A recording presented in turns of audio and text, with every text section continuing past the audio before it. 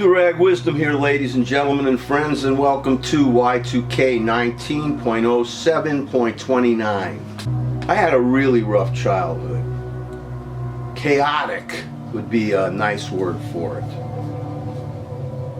And part of my problem with being a depressed person, of course, was, growing up trying to handle that kind of thing. So I created this imaginary thing for myself that I was in a movie, even with a music score.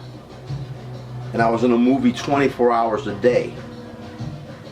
There was a school movie, there was an after school and, regular life movie, and then there was a movie where I'm dreaming.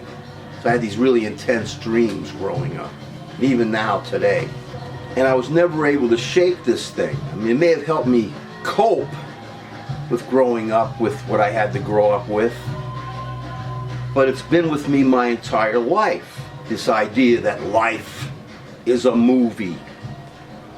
So here I am on the verge of my 69th year, and I discover, and of course it's not a late discovery, because when you have movies like Network, for example, or Day of the Locust, which deal with the TV and the movies and entertainment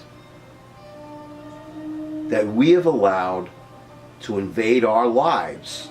We have an entertainment president, a dark,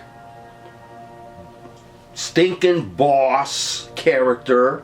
I've always hated the boss in my real life that's ruling and ruining our country, and at the same time doing bad things and doing work for the guy that got him elected, Putin.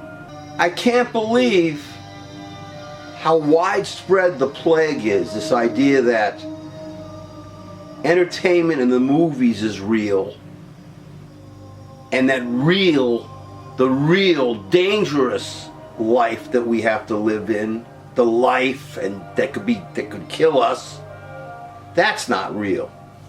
So when the besieged Robert Mueller made his presentation, it wasn't entertaining enough. There's no more attention span. There's nothing. You folks should read Fahrenheit 451, the Ray Bradbury novel where they burn books, where firemen burn books, where people aren't allowed to read. You should read 1984.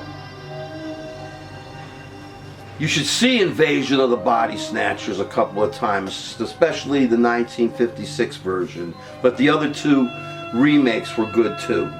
Here was a man, a soldier, a Marine, a combat veteran, who was telling us the Russians were invading our election and that they were going to continue to invade it, and he was warning us about it. And Kremlin Mitch McDumbbell doesn't want to do anything about it in his controlled Senate. They want totalitarian. They want Nazism in our country, KKKism in our country. This party, this Trumpist party, and in the Congress headed by McDumbbell, is bound and determined, monomaniacally, one goal: to make of our country something that I never want to see it to be. And I will fight and possibly die, and I consider myself a freaking coward. But I have no choice. I must fight and possibly die to protect my country in the final years of my life, so that young people can enjoy it too, can enjoy free, liberty country, which with the corporations, by the way, and the corporate Democrats don't help anything, because the corporations are on both ends of this problem. We can't deny, ladies and gentlemen, anymore the fact that we have a KKK Nazi white supremacist in our White House. If there's one thing 1984, Invasion of the Body Snatchers, and of course Nazi Germany and the Holocaust has taught me is they start a little small, subtly, but then it suddenly builds unless we do something. Suddenly they control everything, just like now. He opens concentration camps on our southern border. He separates children from their parents. He singles out people of color. He is a racist Nazi fiend. And we have to get him out. He has to be impeached. You know the stages of death, ladies and gentlemen? And denial is the first one. We have to go beyond denial and see what we see with our eyes. You don't need me to tell you. And anyone who supports this creep now, sadly, because now we don't have buyer's remorse anymore. People know the kind of scumbag this Nazi Trump is. And those who still support him, they must also, unfortunately, I hate this logic here, but they must also support his racist Nazi policies. This is the real world, ladies and gentlemen. It's not reality TV. We have to embrace the reality. We cannot normalize this Nazi creep. He must be impeached.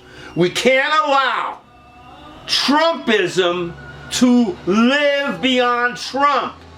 It must be squashed out of existence. Expunged. I grew up in this country, and I want the young people that follow me to have a free country. And once we expunge this Trumpism, we have to work on corporatism and greed and Wall Street and these greedy rich scum who want nothing more than to turn us back to the Gilded Age when none of us who had any money had any rights. I hate bullies.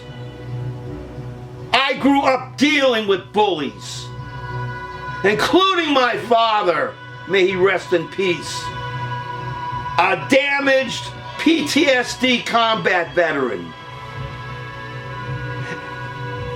I will not allow fascist bullies to rule my country in the final years of my life, and especially I will not allow these scumbags to rule us, because we have young people now who, yeah, they text and they watch and they play the games and they look in reality TV. Well, somebody has to be awake. Somebody has to be on guard duty for these young people, because they're about to lose their freedoms, their country, to a racist mob of Nazi scumbags. This is the real world, not reality TV.